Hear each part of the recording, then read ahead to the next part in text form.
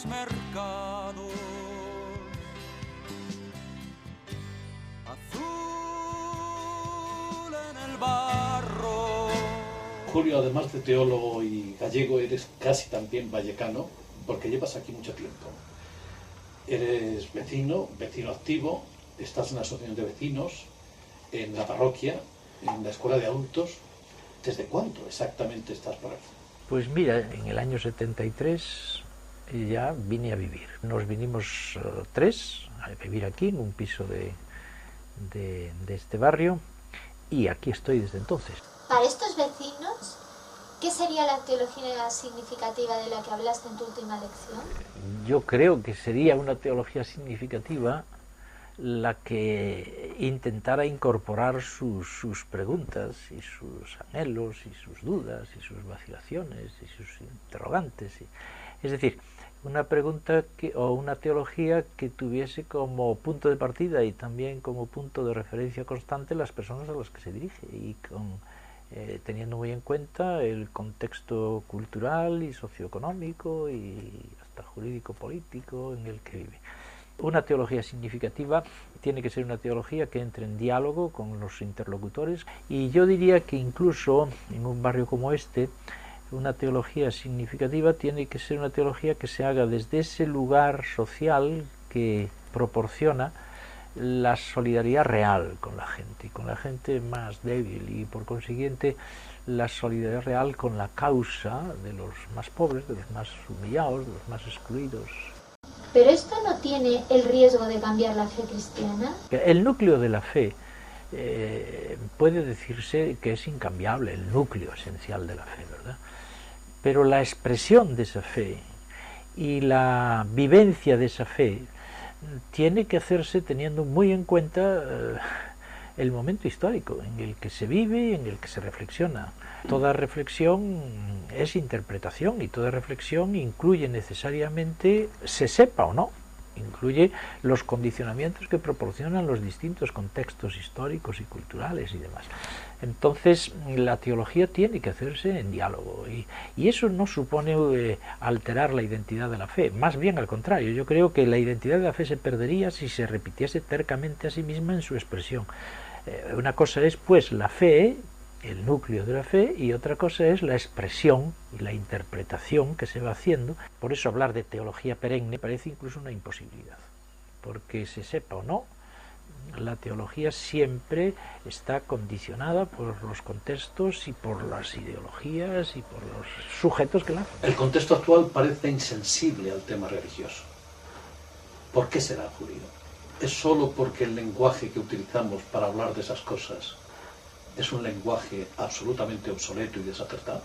Sobre todo los países estos europeos han entrado en un proceso de secularización muy fuerte, que hacen que la significación de lo religioso sea más complicada para la gente, de manera que todas las encuestas que tenemos, los estudios de sociología de la religión, pues nos ponen de manifiesto que hay un número creciente de personas ateas, aunque el ateísmo no crece demasiado, pero sí un número muy creciente de agnósticos, de personas agnósticas, y luego, y todavía para los que creemos que la fe es algo significativo, más inquietante resulta el saber que hay un número creciente de personas indiferentes. Por otra parte, constatan también los mismos estudiosos una especie de renacer de lo religioso, pero de lo religioso que puede rozar lo mágico, lo mítico, lo esotérico, un poco así. De todas maneras, yo creo que la dificultad no radica solo en el lenguaje, sino que hay una dificultad que se asienta en la incapacidad que hoy tienen muchos para abrirse a lo trascendente o para conceder significación a lo trascendente. A mí me parece que la utilización de un lenguaje no significativo agrava todavía el asunto. ¿Y tú, Julio, tú has experimentado esa crisis religiosa, crisis de fe, en este momento o en algún tiempo de tu historia personal? Oh, sí, gracias a Dios. Sí, yo creo que una religiosidad que no experimentase ninguna forma de crisis, a mí me parece, bueno, personalmente, a mí me sería imposible.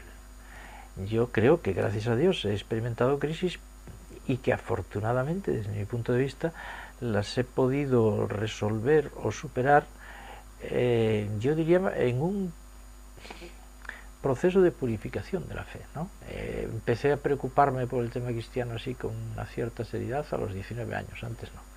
Y además a través de los cursillos de cristiandad, con una vivencia cristiana que se acercaba mucho en algunos puntos al fundamentalismo, casi, ¿no?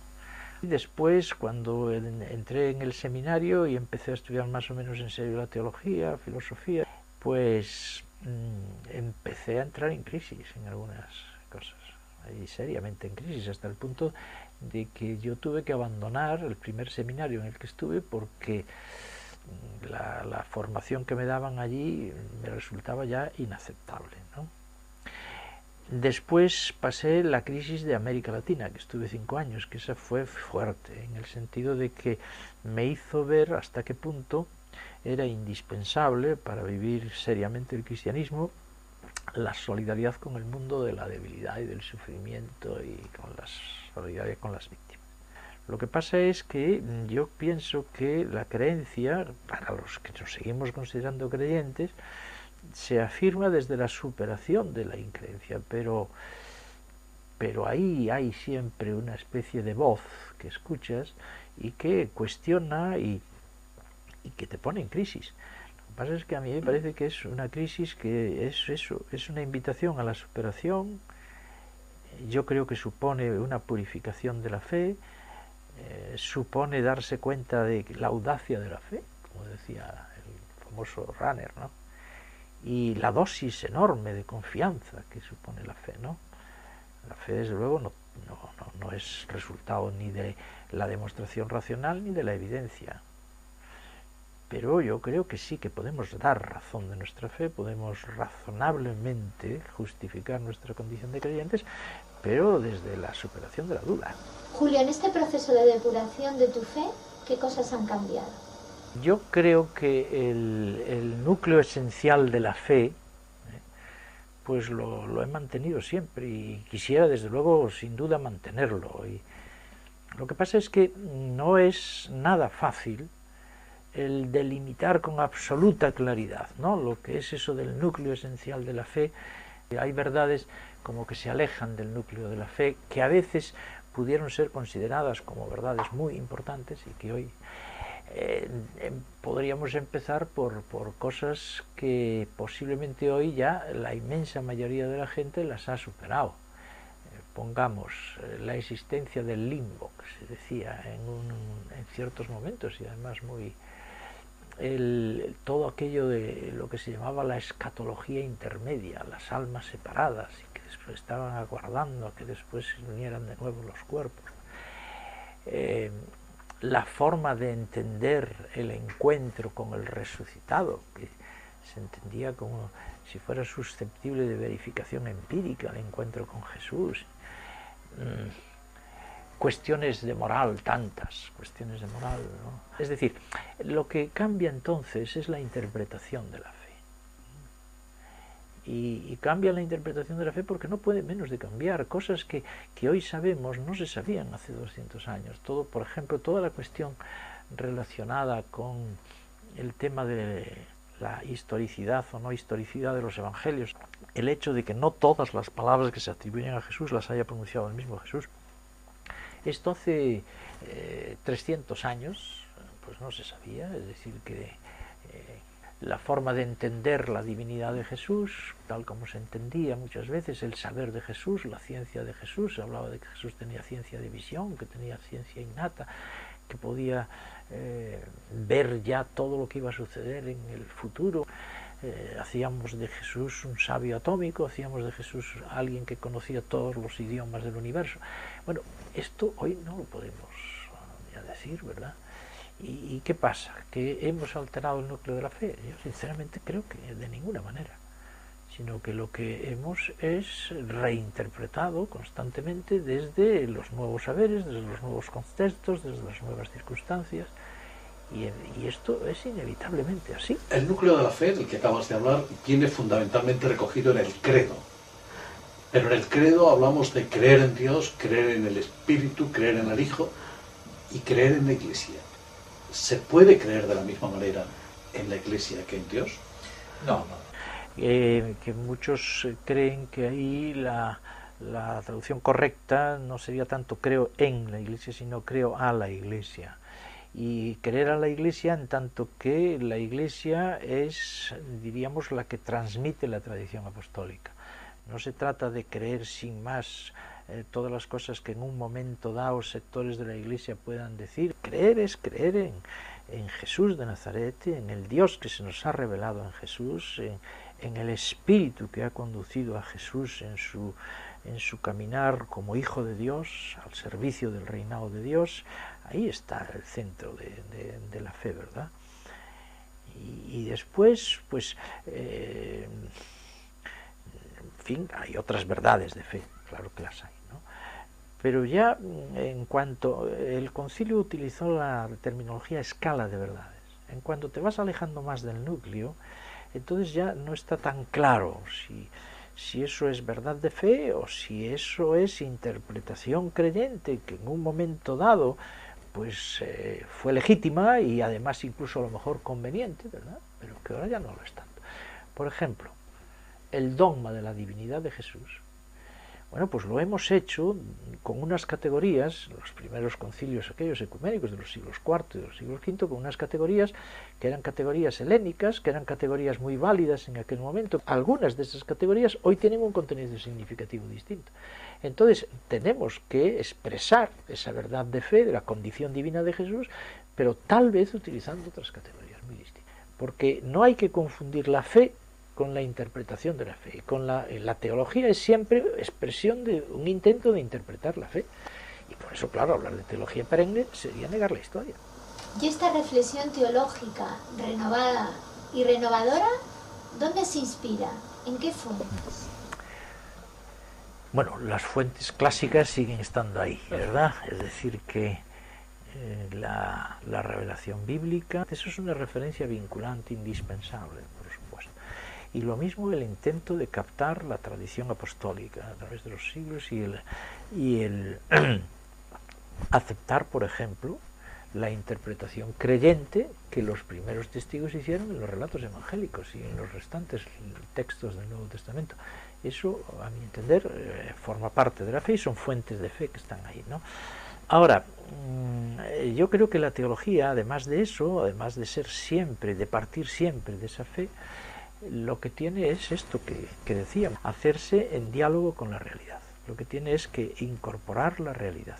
¿Y cómo se dialoga con la realidad y cómo se incorpora la realidad? Hombre, pues es tener ojos para ver y oídos para escuchar, es dejar que la vida se te interrumpa cuando alguien te plantea una serie de cosas, y es no vivir ajeno a las preguntas y a los interrogantes y a las dudas y a las sospechas. Y eso lo captas hablando con gente. La gente te expresa su malestar ante determinadas formas de comportamiento de los curas, eso es muy frecuente. Y cuando estamos convencidos, los que lo estamos, claro, los creyentes cristianos estamos convencidos de que el cristianismo puede aportar cosas muy positivas a la humanidad, pues nos duele mucho que muchas veces la interpretación creyente se haga sin tener en cuenta los interlocutores a los que se dirige, porque es que en la teología es una función ministerial en la Iglesia al servicio de la fe. Pero claro, si no se hace en diálogo, muy difícilmente está al servicio de la fe. En tu reflexión teológica, Jesús ha ocupado un espacio importante. ¿Podrías decirnos, podrías sugerirnos cuáles son los aspectos más fundamentales de esta figura de Jesús desde la teología? Jesús fue un hombre de Dios, es decir, un ser humano. No se trata en absoluto de cuestionar la condición divina, pero ciertamente un ser humano, hay que recuperar la humanidad completa de Jesús. Un ser humano que vivió enteramente, incondicionalmente entregado a la causa de Dios, a lo que él estimaba que era la causa de Dios, que fue el proyecto de su vida, que fue eso que llamamos el reino de Dios, es decir, el sueño de Dios de salvación para los seres humanos. De manera que una primera característica de Jesús es su sentido de la trascendencia, de la realidad misteriosa, inabarcable de Dios. Él dejó al Padre ser Padre, no mi voluntad sino la tuya. Una entrega pues total, incondicional, en todos los momentos de su vida, en los fáciles, en los difíciles, cuando las cosas le iban bien, cuando no le iban tan bien. ¿Por qué me has abandonado? En tus manos pongo mi vida. Esa especie de hilo rojo que recorre toda la vida de Jesús, de confianza total en Dios, a mí me parece que es muy importante. Después habría que destacar que Jesús, así como estuvo incondicionalmente al servicio de la causa de Dios, estuvo, y por estarlo, al servicio de la causa de los seres humanos, al servicio del bien de los seres humanos. Y encontramos a un Jesús totalmente entregado al prójimo, y muy especialmente a los más débiles, a los excluidos, a los que no contaban, a los marginados, esos colectivos de entonces, pobres, pecadores, enfermos, las mujeres, que en aquella época estaban muy discriminadas. Una solidaridad Jesús, que la vemos que se traducía en cercanía, que se tradujo en curación, en sanación. No entramos ahora en qué consiste esto, ¿verdad? Pero Jesús levantaba a la gente, Jesús levantaba a los desesperados, Jesús hacía que la gente caminase con ilusión. Una persona enteramente dedicada a la causa del bien, en solidaridad sobre todo con la causa de los débiles. Una persona que fue capaz de renunciar a estar informado por los grandes ídolos, el ídolo del dinero, el ídolo del poder, el ídolo del éxito, esos grandes ídolos en los que tantos creen que consiste el sentido de la existencia, que por ahí van las cosas, y la búsqueda de la felicidad vinculada siempre a... Jesús se nos muestra totalmente libre ante los ídolos, libre ante el dinero, libre ante el poder, libre ante los poderosos de tu tiempo. Otra característica a mí me parece interesantísima de Jesús fue su enorme coherencia para asumir incluso todo tipo de conflictividad.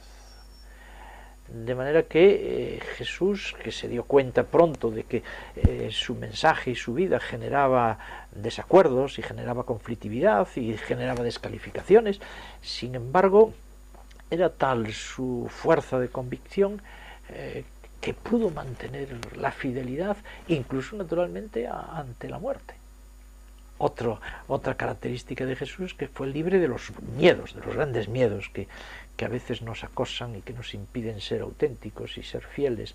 E incluso Jesús superó hasta el mismo miedo a la muerte, ¿verdad? De manera que asumió voluntariamente la muerte, pero no porque buscase la muerte, sino por pura fidelidad a la causa del bien, ¿no?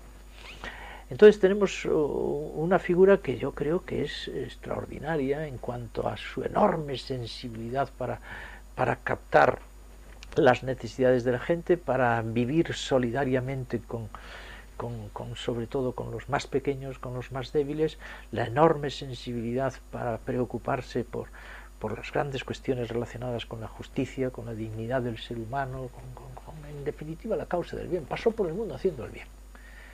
Fue consciente de que era mediador de la salvación de Dios y que fue consciente de que la realidad de Dios es una realidad de amor originario, perdonador, acompañante, que solo busca la salvación y el bien del ser humano. También está claro, de manera que Jesús, desde esa vivencia de la filiación divina, nos muestra el rostro de un Dios impresionante, ¿no? Un Dios cuyo rostro hemos disfigurado tantas veces, ¿no? Pero si pensamos en la figura de Jesús de Nazaret, el rostro de Dios se hace luminoso, ¿no? Julio, desde esta imagen de Jesús de la que acabas de hablarnos, ¿cómo se puede responder hoy a los grandes interrogantes que se plantean en el mundo? Los grandes interrogantes de siempre también son de hoy día, ¿verdad? El gran interrogante de si la vida tiene sentido.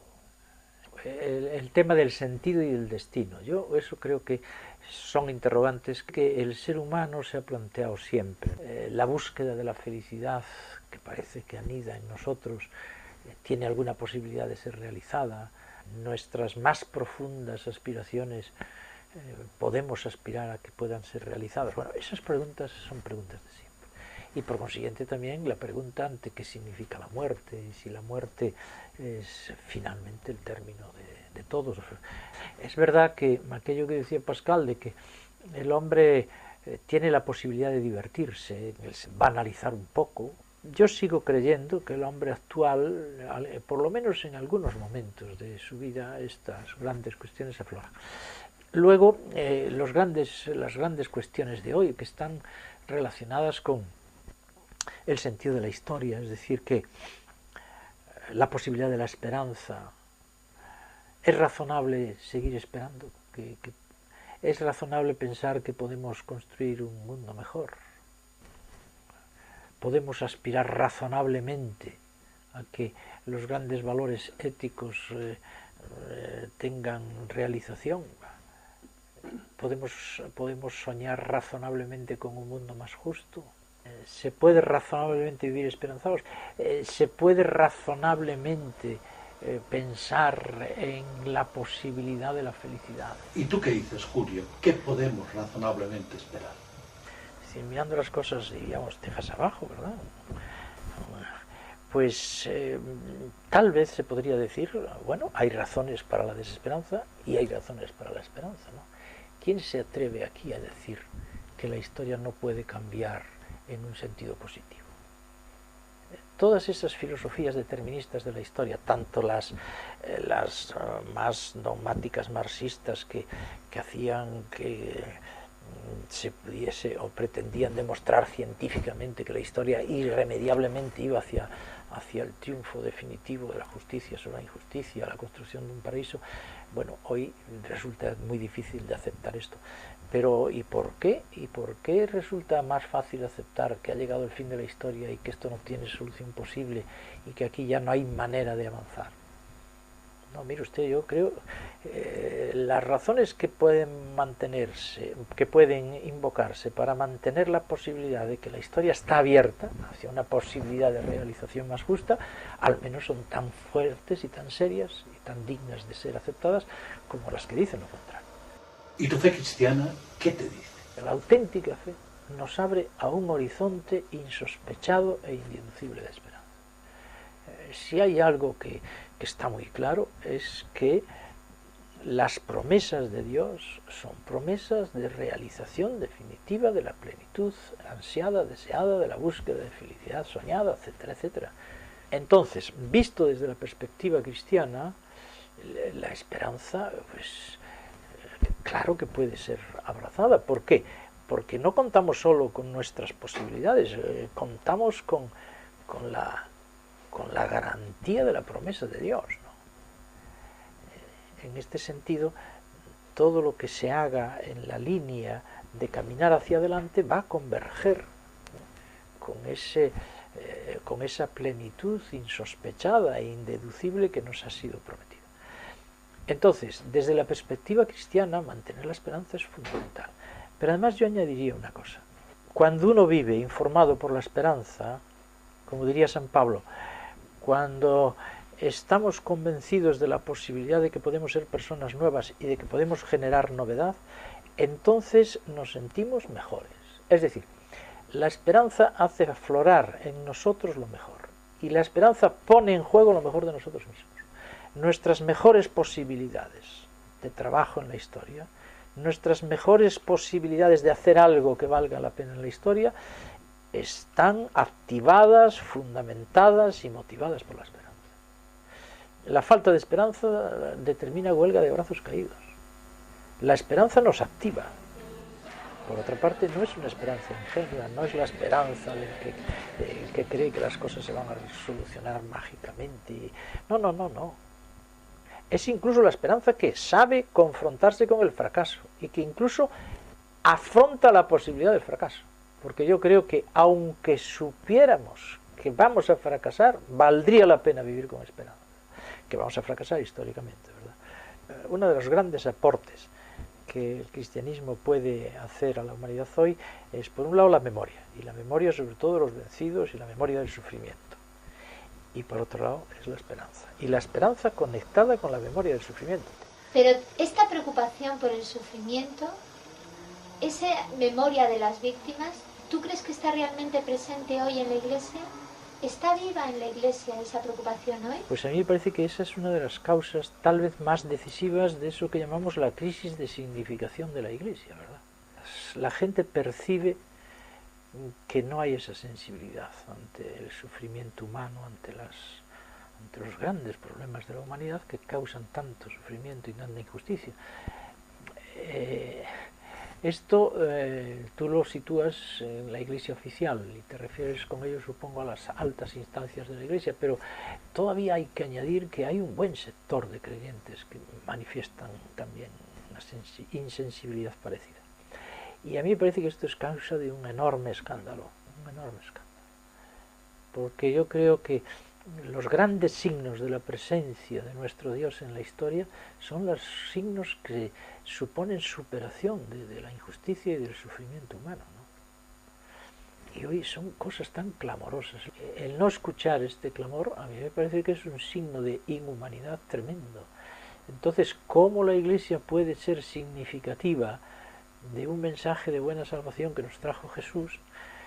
Y cómo la Iglesia puede ser sacramento de Cristo en la historia cuando aquel Jesús de Nazaret dio su vida por tratar de conseguir que la humanidad fuese dignificada, de conseguir el bien de la humanidad, y que en cambio muchos de los creyentes pues estemos en esta situación que parece que somos insensibles. A mí esto me parece que es un enorme escándalo. El argumento que se puede utilizar es que no, es que la tarea de la Iglesia es transmitir la fe. Pero ¿cómo se puede transmitir la fe cristiana si no hay preocupación y compromiso real por luchar contra el sufrimiento?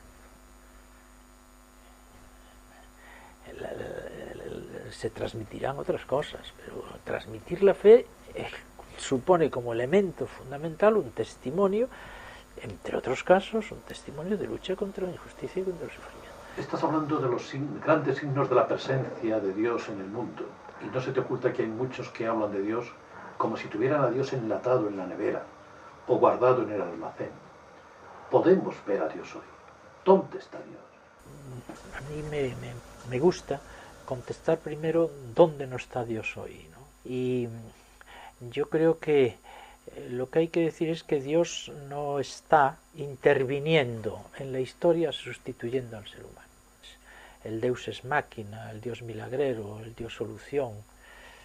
Ese Dios yo creo que es muy difícil afirmar la presencia de ese Dios, ¿no? Entonces es interesante esto porque yo pienso que a veces la religiosidad ha alimentado la relación con un Dios así, un Dios que actúa como solución, como remedio, y de ahí la frecuencia de dirigirse a Dios con referencia a las intervenciones milagrosas. Estamos esperando no sé qué intervenciones de Dios y a lo mejor nos pasamos la vida esperando tales intervenciones y no se dan, ¿no? Respondiendo más positivamente, ¿dónde está Dios? Pues desde la perspectiva cristiana yo diría que fundamentalmente a Dios nos lo encontramos en el otro, en el prójimo. Jesús lo dijo con toda claridad. Cuando habló de tuve hambre me disteis de comer, tuve sed me disteis de beber. Y de manera muy especial habría que decir que Dios está en el pobre, en el pequeño y en el que sufre. Y desde la fe Dios está allí donde dos o tres se reúnen en su nombre. Y entonces este es el tema de la comunidad cristiana y este es el tema de la Eucaristía. Y yo pienso que los dos grandes sacramentos de la presencia de Dios hoy en la historia son la Eucaristía, pero la Eucaristía entendida como banquete de fraternidad y de comunión, con todo lo que eso implica, ¿verdad? Y después el pobre, el pequeño, el débil. Y Dios está ahí como sufriendo con el que sufre y reclamando de nosotros una participación activa, porque nunca nos sustituirá, una participación activa para que tratemos de superar esas situaciones de injusticia, de sufrimiento y demás, ¿no? Entonces a mí me resulta más difícil, aunque hay mucha gente, por ejemplo, que encuentra a Dios en la contemplación de la naturaleza, por ejemplo, o trascendiendo la belleza. Yo creo que sí, también. Hay gente que la gran mediación de encuentro con Dios es la música, por ejemplo.